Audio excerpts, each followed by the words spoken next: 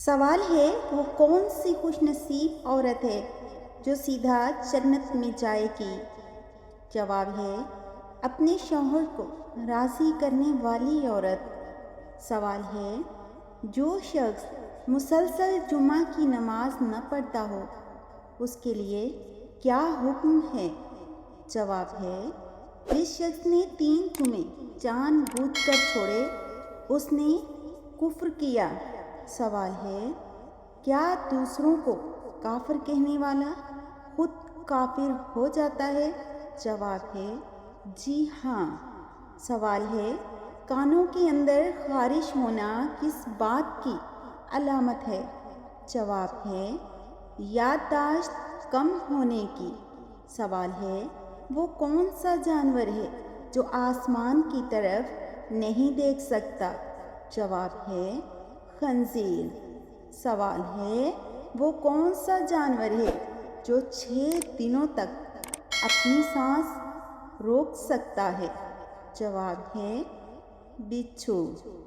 سوال ہے جب اللہ کسی سے ناراض ہوتا ہے تو کون سی نشانی ظاہر ہوتی ہے؟ جواب ہے بے نمازی بن جاتا ہے۔ سوال ہے قیامت کے دن اللہ کے عرش کو کتنے فرشتوں نے اٹھا رکھا ہوگا؟ جواب ہے 8 فرشتوں نے۔ سوال ہے نماز یا قرآن پڑھتے وقت نیند کا آنا کس چیز کی نشانی ہے؟ جواب ہے اکثر لوگوں کا کہنا ہوتا ہے کہ نماز یا قرآن پڑھنے کے دوران اکثر نیند بہت آتی ہے، تو کچھ علماء کرام کا موقف ہے کہ نیند ہمیشہ خیر و عافیت کی جگہ پر ہی آتی ہے۔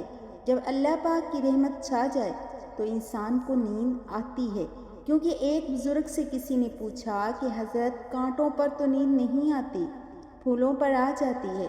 تو بزرگ نے فرمایا کہ پھول رحمت کی علامت ہیں اور کانٹے مصیبت کی علامت ہیں، تو نیند ہمیشہ رحمت اور سکون والی جگہ پر ہی آتی ہے۔ سوال ہے کیا بلی کے رونے سے کسی کی موت کی خبر ملتی ہے؟ جواب ہے نہیں، بلی کے رونے کا کسی کی موت سے کوئی تعلق نہیں، یہ صرف ایک وہم یا توہم پرستی ہے۔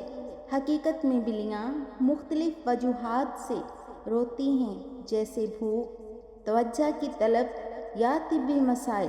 دنیا بھر میں بلیاں ہر وقت روتی ہیں، لیکن ہر بار کوئی نہیں مرتا۔